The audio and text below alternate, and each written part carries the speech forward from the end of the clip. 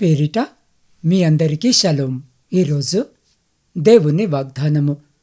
మిమ్మును పిలుచువాడు నమ్మకమైనవాడు గనక అలాగు చేయును. తెసలోనికైలకు రాసిన మొదటి పత్రిక 5వ అధ్యాయము 24వ వచనం. ప్రియులారా, వాక్య ధ్యానములోనికి వెళ్లే ముందు తలలు వంచి 1 నిమిషము ప్రార్థన చేసుకుందాం. పరిశుద్ధుడవైన మా పరలోకపు తండ్రి, ఈ పవిత్రమైన లెంట్ దినాలలో మరొక దినము నీ పాదాల చెంతకు వస్తున్నాం.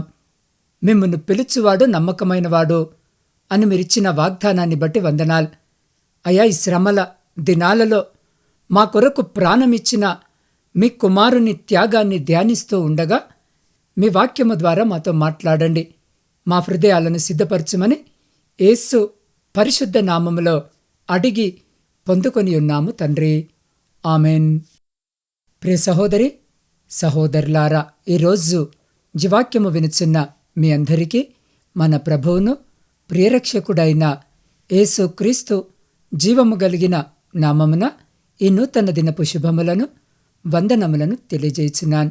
ప్రియులారా, ఈ లెంట్ కాలం అంటే మనల్ని మనము పరీక్షించుకొని దేవుని వైపు తిరిగే సమయం. మన జీవితాల్లో అనేక సార్లు నేను పరిశుద్ధముగా ఉండగలనా, దేవుడు నా పట్ల ఉంచిన ఉద్దేశాన్ని నెరవేర్చగలనా అనే సందేహాలు వస్తుంటాయి. అయితే అపోస్తలుడైన పౌలు ఈ వచనములకు గొప్ప ధైర్యాన్ని ఇస్తున్నాడు. మన భవిష్యత్తు మన సామర్థ్యం మీద కాదు, మనల్ని పిలిచిన దేవుని నమ్మకత్వం మీద ఆధారపడి ఉంది. ప్రియులారా, ఒక ఊరిలో ఒక రైతు ఉండేవాడు. అతను ప్రతిరోజు నది నుండి నీటిని తీసుకురావడానికి 2 పెద్ద మట్టి కుండలను ఒక కావడికి కట్టుకొని వెళ్ళేవాడు. అందులో ఒక కుండ చాలా నిర్దోషముగా పక్కాగా ఉండేది, కానీ 2వ కుండకు చిన్న పగులు ఉండేది. నది నుండి ఇంటికి వచ్చేసరికి మొదటి కుండ నిండుగా నీటితో ఉండేది, కానీ పగులున్న కుండ సగము నీటిని దారిలోనే కోల్పోయేది. ఇలా 2 ఏళ్ల పాటు సాగింది. పరిపూర్ణంగా ఉన్న కుండ తన పనితీరు పట్ల గర్వపడేది, కానీ పగులున్న కుండ నేను నా యజమానికి పూర్తి స్థాయిలో ఉపయోగపడలేకపోతున్నాను, నాలో లోపముంది అని ప్రతిరోజు కుమిలిపోయేది. ఒకరోజు ఆ కుండ తట్టుకోలేక యజమానితో ఇలా అంది, అయ్యా, నన్ను క్షమించండి.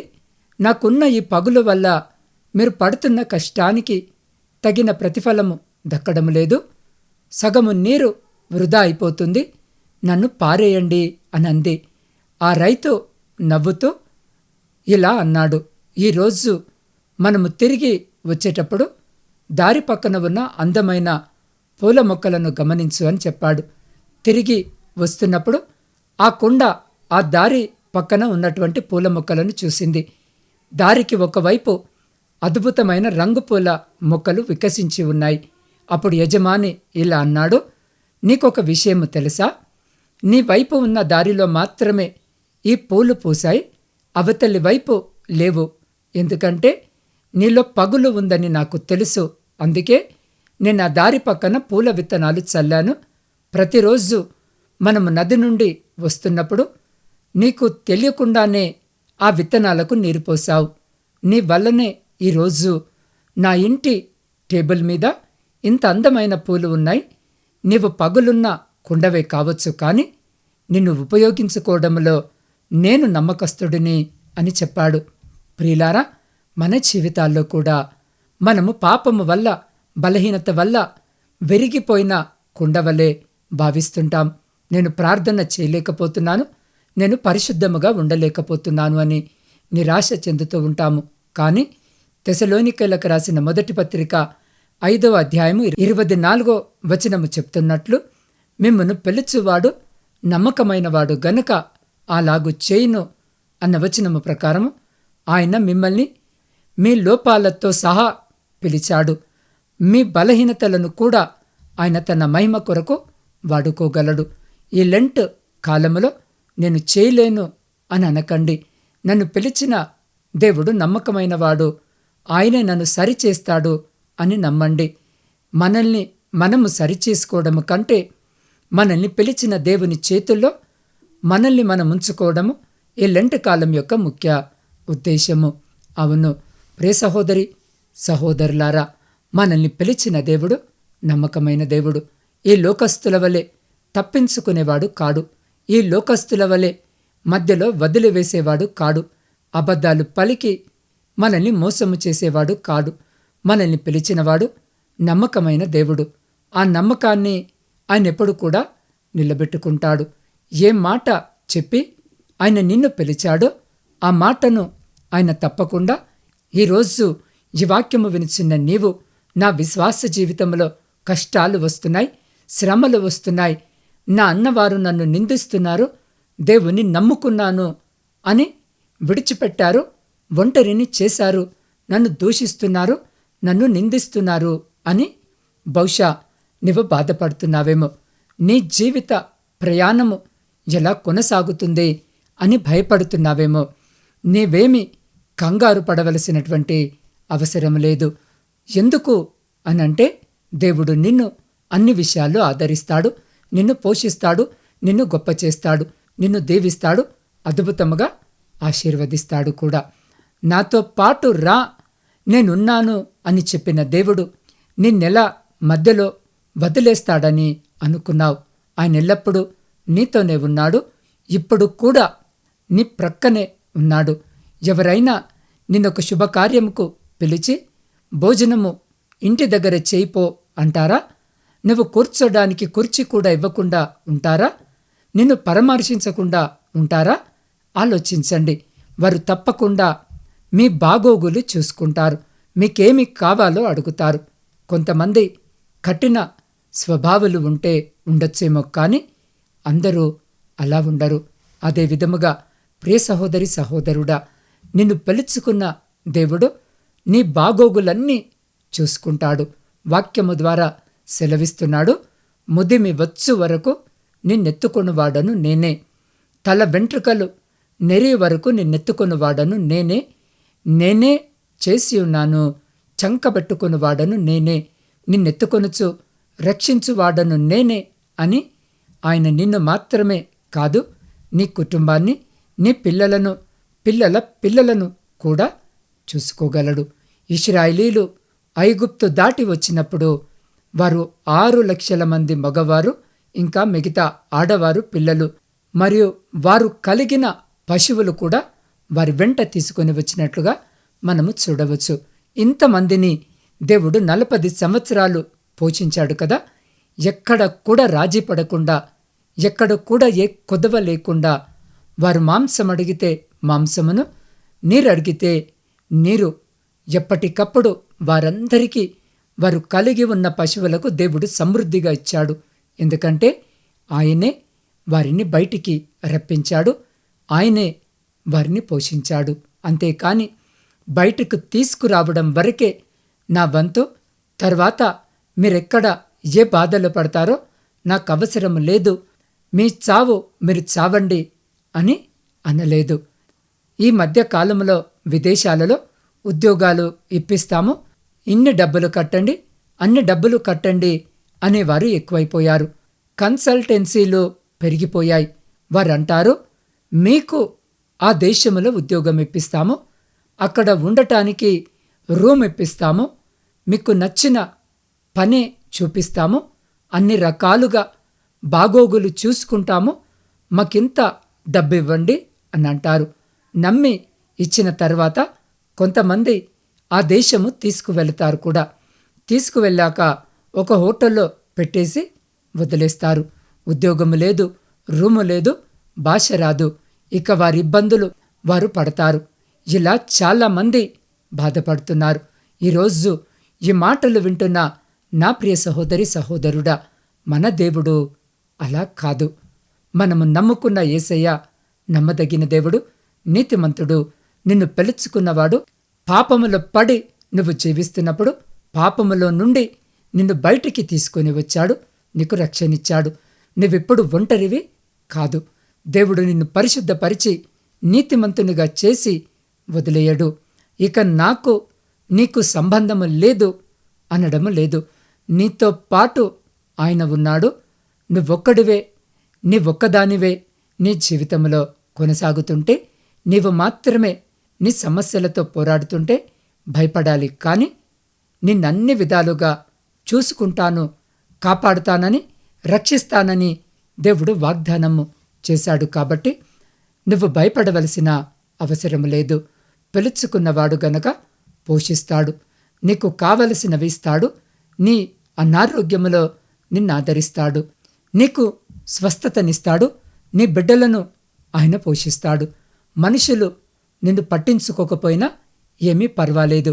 నిన్ను పట్టించుకునే దేవుడు ఉన్నాడు, నిన్ను ప్రేమించే దేవుడున్నాడు. అయితే పిలిచిన దేవునికి మనము నమ్మకముగా ఉండాలి. ఆయనే మన పోషకుడు, ఆయనే మన రక్షకుడు, ఆయనే మన విమోచకుడు. గనుక ఆయన మాటలకు లోబడి ఆయన చెప్పినట్లు జీవించాలి. కాబట్టి ప్రియ సహోదరి, సహోదరుడా, నీవు దేనికి చింతించాల్సిన అవసరం లేదు. మన యేసయ్య నమ్మదగిన దేవుడు, అన్నీ ఆయన్నే చూసుకుంటాడు. కాబట్టి ప్రియ సహోదరి, సహోదరుడా, దేవుడు మిమ్మల్ని పిలిచింది కేవలం రక్షణ కోసమే కాదు, మిమ్మల్ని మహిమపరచడానికి కూడా. ఈ లెంట్ కాలంలో మీ బలహీనతల వైపు చూడకండి, మిమ్మల్ని పిలిచిన దేవుని నమ్మకత్వం వైపు చూడండి. ఆయన మిమ్మల్ని పిలిచాడు అంటే ఆయన మిమ్మల్ని తన రాజ్యానికి వారసులుగా మార్చే వరకు అలాగు చేస్తాడు. అంటే ఆయన తన పనిని మీలో పూర్తి చేస్తాడు. కాబట్టి ఈరోజు ఈ వాక్యము వినిచిన్న మీరు విశ్వాసము కలిగి ఆయన నానుకొని జీవించినట్లయితే మీరు అన్ని రకాల ఆశీర్వాదాలను మీ జీవితంలో, మీ కుటుంబంలో చూడగలరు. కాబట్టి అట్టి రీతిగా మన జీవితాలను, మన కుటుంబాలను సరిచేసుకున్నట్టుకి సమయంలో ఈ మాటలు వింటున్న మీరు ఉన్న స్థితిలోనే వీలైతే మోకరించి మీ కుడి చేతిని మీ హృదయంపై పెట్టుకొని, లేదా నిలబడి మీ 2 చేతులు ఆకాశము వైపుకెత్తి నాతో పాటు ప్రార్థనలో ఏకీభవించండి. పరిశుద్ధుడా, ప్రేమ నమ్మకము కలిగిన మా ప్రియ పరలోకపు పరమ తండ్రి, మీ శ్రేష్టమైన జీవము కలిగిన ఉన్నతమైనటువంటి నామమును బట్టి స్తుతులు, స్తోత్రాలు, వందనాలు. అయ్యా, ఈరోజు మీరు మాకిచ్చిన వాక్యము కొరకు వందనాలు. మేము బలహీనులమే, కానీ మీరు శక్తిమంతులు. మిమ్మల్ని నమ్మి మా జీవితాలను మీ చేతులకు అప్పగిస్తున్నాం. ఈ లెంట్ దినాలలో మీ శిలువ త్యాగాన్ని స్మరించుకుంటూ మీరు కోరుకున్నట్లుగా జీవించే కృపను మాకు దయచేయండి. మీరు ప్రారంభించిన రక్షణ కార్యము మాలో సంపూర్ణము చేయమని నీ పాద సన్నిధిలో వేడుకొనుచున్నాం. దేవా, ఈరోజు జన్మదిన, వివాహ వార్షికోత్సవాలు జరుపుకొంచున్న ప్రతి బిడ్డను వినూతన దయాకిరీటం చేత ఆశీర్వదించండి. ఇతరత్ర శుభకార్యాలు జరిగించుకుంటున్న బిడ్డలను కూడా జ్ఞాపకము చేసుకుని సంతోషకరమైన కుటుంబ జీవితమును దయచేయండి. క్యాన్సర్ వ్యాధితో బాధపడుతున్న నవీన సత్య, మేఘన, యశస్విని, మల్లికార్జున స్వామి, జహంగీర్, సుబ్బారావు, పద్మ, జ్యోతి, కళావతి, రాజేశ్వరి, భాష, ఇమజ, యశస్విని, ఖైరున్నీసా, రమాదేవి, విమలమ్మ, అనుష, మార్తమ్మ, వీరందరి శరీరాల్లో ఉన్న వ్యాధి కణాలను నిర్మూలించి వారికి నూతన శక్తిని ప్రసాదించుము.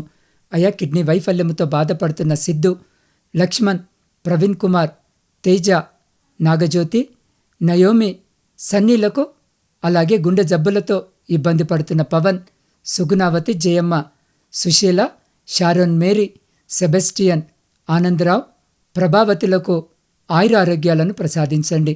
వారి అవయవాలు తిరిగి సక్రమముగా పనిచేయనట్లు దీవించండి. అయా, పక్షవాతముతో కదలలేని స్థితిలో ఉన్న సూర్యరావు, రాంబాబు, గుణసుందరమ్మ, బాలప్ప, రంగన్న, కృపాకర్, జయకృష్ణ, భాస్కర్రావు, విజయలక్ష్మి, శ్రీనివాసరెడ్డి, నిడియా, వెంకటేశ్వరమ్మ, నారాయణ, శ్రీను, వీరేష్, రంగన్నలకు తిరిగి నడిచే శక్తిని ప్రసాదించండి. బ్రెయిన్ ట్యూమర్తో ఉన్న లీలావతి, ప్రశాంతి, జైపాల్ రెడ్డిలకు అనేక మాసాలుగా కోమాలో ఉన్న నానికి స్పృహనిచ్చి తిరిగి సాధారణ స్థితికి తీసుకురావాలని వేడుకుంటున్నాం. అయ్యా, 10 ఏళ్లుగా ఒంటరితనముతో భయముతో గడుపుతున్న సజిత్కు ధైర్యాన్ని, శాంతిని దయచేయండి. కీళ్ల నొప్పులతో బాధపడుతున్న కీర్తన, వెంకటేశ్వరమ్మ, నూకరత్నములకు ఉపశమనాన్ని కలిగించండి. సోరియాసిస్తో ఉన్న వర్షినికి, మస్క్యులార్ అట్రోఫీతో ఉన్న పునర్విక శ్రీకి వెన్నుముక గాయంతో ఉన్న గోపాలరెడ్డికి స్వస్థతను దయచేయండి. జ్ఞాపక శక్తి కోల్పోయిన సుజాతకు, డయాబెటిక్తో ఉన్న అభినవ్కు సంపూర్ణ స్వస్థతను దయచేయండి. అఖిల పడుతున్న మానసిక ఆత్మ సంబంధిత పోరాటాల నుంచి ఆమెకు విముక్తిని కలిగించమని వేడుకుంటున్నాం.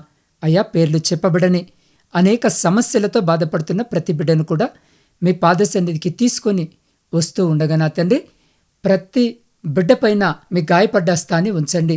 వారు పొందుతున్న చికిత్సలు ఫలించి వారు త్వరగా కోలుకొని వారి కుటుంబాల్లో వెలుగు నిండాలని నీ పాద సన్నిధిలో వేడుకొనిచున్నాం. ప్రపంచంలో శాంతిని, సమాధానాన్ని కలిగించండి. విడిపోయిన ప్రతి కుటుంబాన్ని తిరిగి కట్టుమని వేడుకుంటున్నాం. అయ్యా, ముఖ్యముగా నా ఆత్మీయ కుటుంబ సభ్యులందరినీ మీ పరిశుద్ధ పాదాల చెంత పెడుతూ ఉండగా బిడ్డలను జ్ఞాపకము చేసుకోండి.